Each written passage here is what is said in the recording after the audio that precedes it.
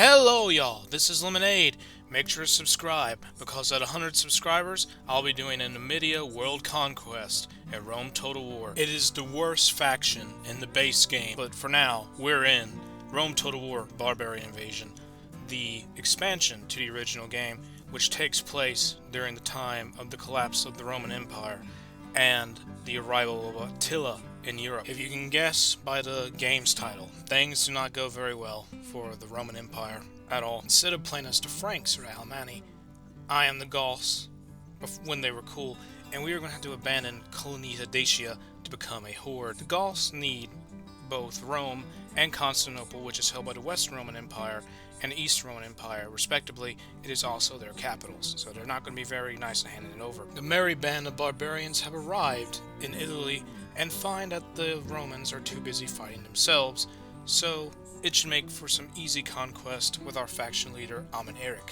Christianity in this time is appearing to do quite well for itself, having made the New Testament, as well as the Apocrypha, so I'm pretty sure that Hermanus Mora will be quite happy to know of its existence. The legacy of Octavian lies in the hands of Valentinius the Wrathful, the emperor of the West Roman Empire, and he is beaten into a pulp.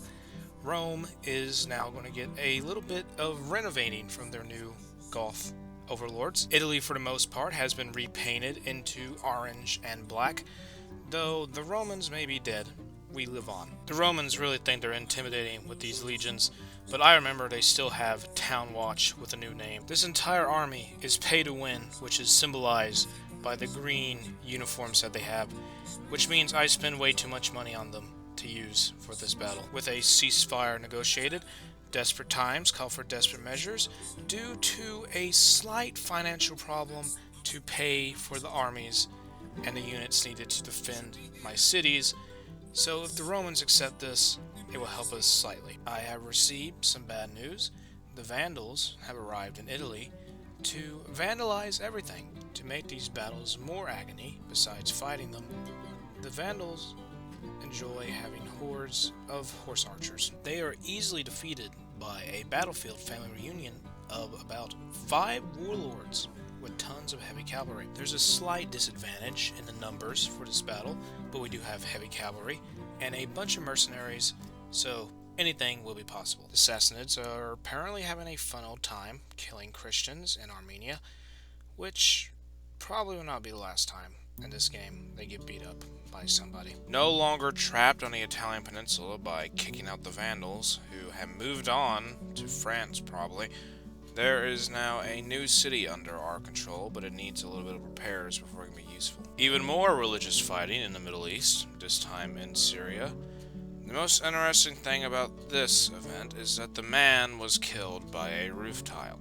That is not a very glorious way to go. I mean, if you had a choice, I think roof tile would be the last method of death you'd want to have. The economy has started gaining a profit again by taking the city of Salona, and by myself trying not to manage it like a 2-year-old. Attila the Hun's playmates have arrived at the outskirts of the Ravenna province, so there's even more friendly hordes in Italy that want to burn down everything. There's a council in Constantinople which makes Arianism, a Christian sect, illegal and heretical to mainstream beliefs.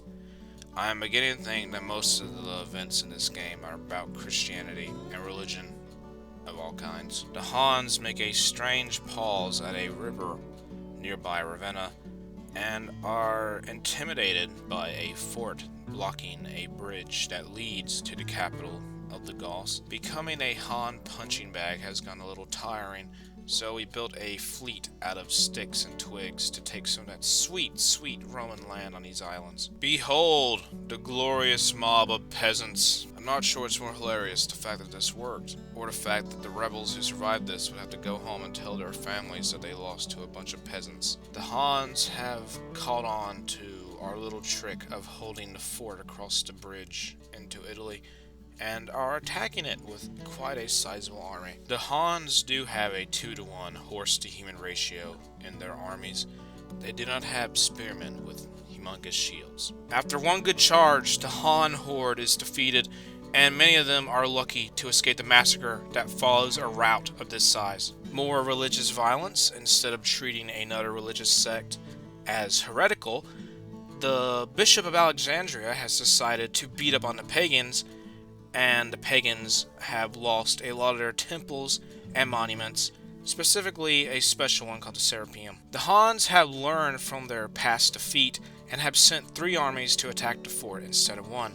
So, RIP anybody inside of this. Sarmatians siege Aquilicum, which was taken from some local rebels, and the Sarmatians themselves have moved into what was originally our homeland, but the Sarmatians were driven from their own land by the Huns and are thus now attacking us and have taken over Constantinople as well. They make good armies consisting of horse archers and female archers themselves, but it is still good fodder for cavalry of all kinds. The 1,000-year-old Olympic Games are brought to an end, not because of any sort of disease or plague, but because the emperor thinks it is a pagan festival. Most of Roman North Africa fell to Western Roman Empire rebels, but with names like Titus the Morbid, you can see why they wouldn't win. At last, a true counter to those annoying horse archer armies of the Vandals and the Huns. Another Christian council, this time in Carthage,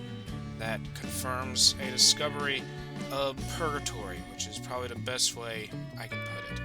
Instead of being red, the WRE rebels are green, which may symbolize their wealth, but with an army like this, I don't think that's the deal. Look at those cool swords they have. If those are historically accurate, I can sort of see how the Romans would have lost to them in the first place. A new horde comes into my lands. This time, it's the Franks. I have no clue why they're here, but they seem intent on possibly destroying everything. The Sassanids form an anti-Roman alliance, I suppose, so I might as well indulge them and gain a ally. Notia Digitarum is completed, which sounds cool. It is basically just a written database of government workers. Titus the Morbid is going to have to leave us, unfortunately, and his city will have to be renovated, so to speak, to make it easier to control. The rebel resistance in North Africa is destroyed, securing new lands for the recently created Gothic Empire. Those pesky Romans have assassinated a family member. There's definitely going to be some vengeance for this. Sirmium, belonging to the Roxolani, and Campus Azigi, belonging to the Sarmatians, has fallen to some rebels, so of course, opportunistic as ever, it's free real estate. After many toiling years of conquest and renovating, we are now the strongest faction. Just gonna borrow Crete real quick. I don't think the East Roman Empire is gonna need it with all these other cities. The Franks, who had disappeared into Macedonia, return back up north, and it is followed by the appearance of the Lombards to the north of Campus Azigis. A Goth army arrives to besiege the Roman city of Mediolanum.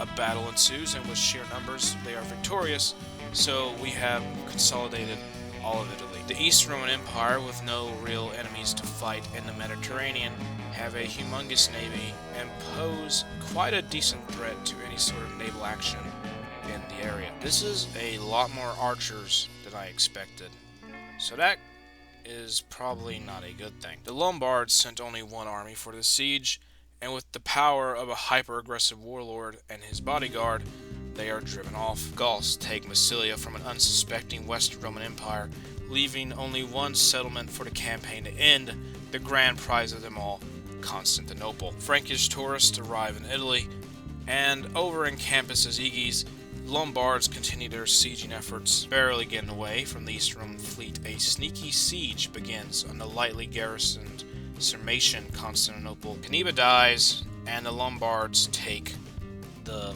settlement of Campus Azigis, much to my detriment.